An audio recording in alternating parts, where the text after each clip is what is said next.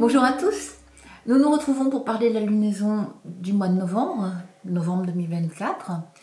Et déjà, je voudrais avertir que nous allons faire deux vidéos aujourd'hui.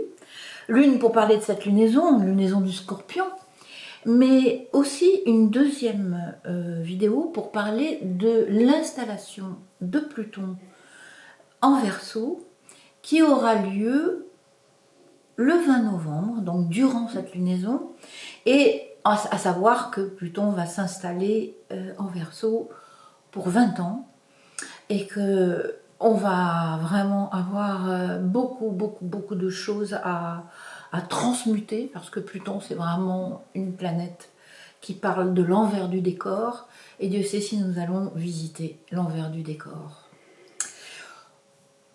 Donc une vidéo va être consacrée à l'effet de Pluton. Parlons d'abord de cette nouvelle lune, car tous les ingrédients y sont. Elle démarre en Scorpion. Alors je vous montre tout de suite. La nouvelle lune du mois de novembre démarre le vendredi 1er novembre à 13h48 heure de Paris, et elle démarre à 9,35 degrés du Scorpion. Le Scorpion, c'est un signe donc d'automne qui parle de la façon dont nous gérons notre pouvoir magique. Et on va énormément avoir à travailler là-dessus. Au moment donc de cette nouvelle lune, nous avons ce soleil conjoint lune en Scorpion qui fait un aspect harmonieux avec Saturne. Alors déjà on parle de ça. Qu'est-ce que ça veut dire? Le Scorpion est lié au monde des pulsions, des désirs, des pulsions de vie, des pulsions de mort, de notre morbidité, de nos parts d'ombre, de nos quêtes d'illumination.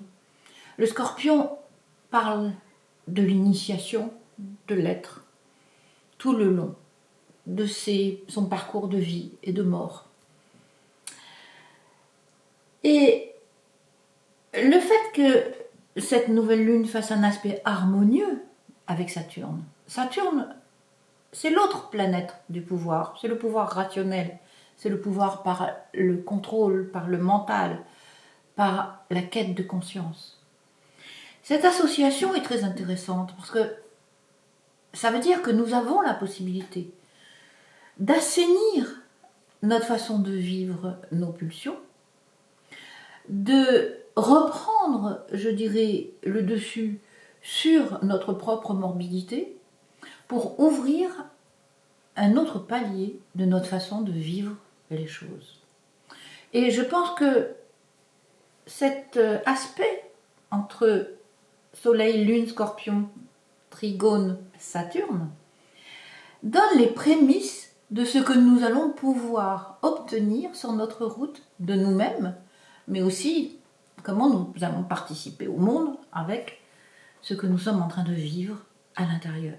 À savoir que ce que nous vivons intérieurement, ce que nous vivons dans nos propres vies, individuellement, participe à l'ensemble collectif qui se passe sur la planète entière. Nous sommes dans une matrice qui fonctionne comme un hologramme. Cette matrice de réalité dans laquelle nous fonctionnons fait que nous allons pouvoir avoir les mêmes informations, quel que soit le type de réalité dans lequel nous sommes en train d'être investis. Nous allons le développer davantage dans la vidéo sur Pluton. Mais à savoir que ce monde dans lequel nous sommes se transforme à travers nous, à travers la propre transformation que nous effectuons sur notre substance. Nous sommes une cellule de l'ensemble. Revenons donc à notre nouvelle lune. Alors, bien sûr, cette nouvelle lune qui fait un aspect harmonieux avec Saturne nous dit, mais on va pouvoir vraiment trouver moyen de vivre avec nos ombres de façon beaucoup plus fertile et plus harmonieuse. Mais en même temps, pendant que cette nouvelle lune se produit, nous avons les deux planètes maîtresses du Scorpion qui sont respectivement Mars et Pluton. Et ces deux planètes-là, au moment où Pluton rentre en Verseau, nous avons Mars qui vient se poser en face de ce Pluton. Et vous allez voir que cette opposition entre deux planètes de l'énergie, de la gestion de l'énergie, cette opposition va mettre le feu à toutes les divisions, toutes les dissensions, qu'elles soient individuelles ou qu'elles soient collectives. Nous allons devoir affronter tout ce que nous avons généré dans notre inconscient comme zone de conflit.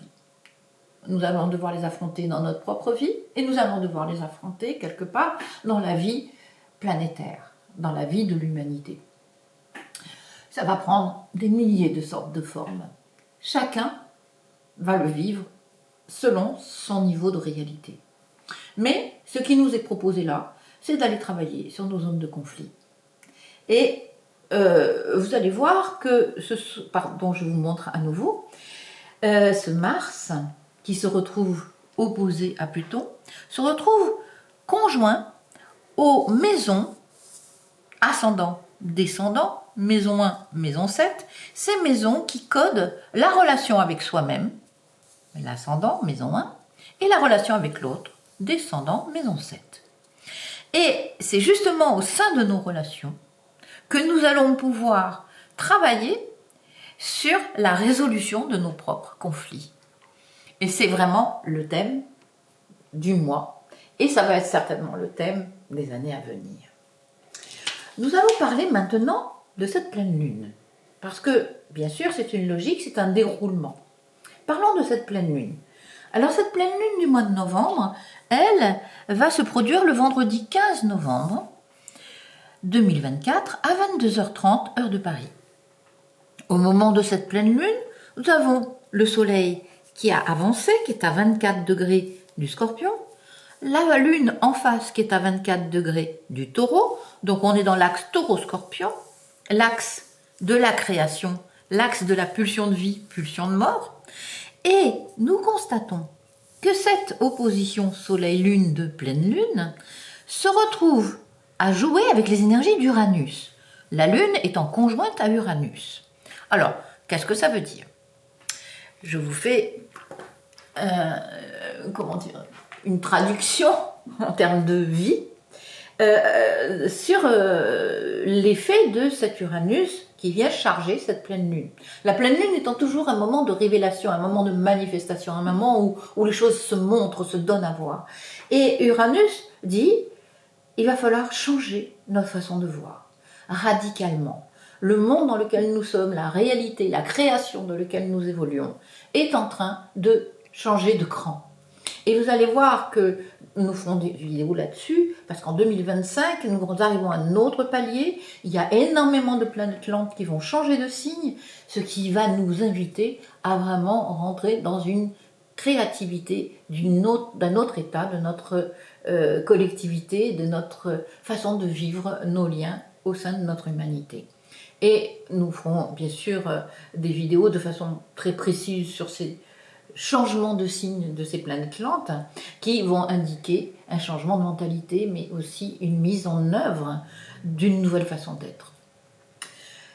Donc, on peut dire, cette lunaison de novembre contient tous les ingrédients de ce qui va se dérouler dans les années à venir, et en particulier en 2025 et 2026. C'est pour ça que c'est une lunaison qui est particulièrement intéressante et dans laquelle je pense que chacun devra être investi de façon très très intime pour aller confronter ses propres zones de lumière et d'ombre et voir comment elles dansent en nous et comment nous pouvons faire pour que ça favorise notre créativité et notre qualité de présence. Je voudrais rajouter pour cette pleine lune de novembre que là aussi, comme nous avons eu en nouvelle lune, nous avons toujours cette opposition Mars-Pluton, deux planètes de l'énergie, et qui se retrouvent conjointes, encore une fois, à l'axe ascendant-descendant. Ça veut dire que, bien sûr, nous sommes vraiment invités. Alors, ce qui est intéressant, juste je voudrais rajouter ça, c'est qu'en nouvelle lune, Pluton était conjoint à l'ascendant Mars était conjoint au descendant, ce qui veut dire que Pluton, l'ascendant, c'est le signe de moi-même, c'est-à-dire comment nous gérons nos propres ombres. Et Mars, qui est en face, c'est comment ces ombres-là génèrent des conflits avec autrui. Mars, maison 7. Au moment de la pleine lune, nous avons une inversion. Mars est conjoint à l'ascendant et Pluton est conjoint au descendant. Ce qui veut dire que Mars nous demande d'assumer notre individualité, notre différence, notre singularité, en ayant le courage d'oser exprimer notre richesse, parce que nous avons un Mars en Lion, et Pluton est en face, conjoint aussi au descendant, à la pointe de la maison 7, qui dit comment nous allons aussi gérer les ombres de l'autre, et comment nous y réagissons. Voilà une lunaison qui va être très intéressante au sein de nos relations pour pouvoir dépasser nos vertiges, je dirais, de différence que nos différences produisent et de ce sentiment de solitude que nous pouvons parfois avoir ou d'incompatibilité. Nous allons devoir avancer sur la résolution de ces conflits et surtout aussi sur qu'est-ce qui se joue dans le miroir de la relation avec nous-mêmes et avec autrui. Ça se passe au niveau individuel, ça se passe au niveau collectif, ça se passe sur tous les plans de réalité de la matrice dans laquelle nous sommes en train d'évoluer. Et voilà un joli volet que nous sommes en train d'ouvrir. Je pense qu'il y a vraiment du pays à visiter. À très bientôt. Et je vous propose de faire attention à votre impulsivité, de manière à ce que les forces de destruction ne trouvent pas à travers vous un passage qui soit trop négatif. Merci à vous.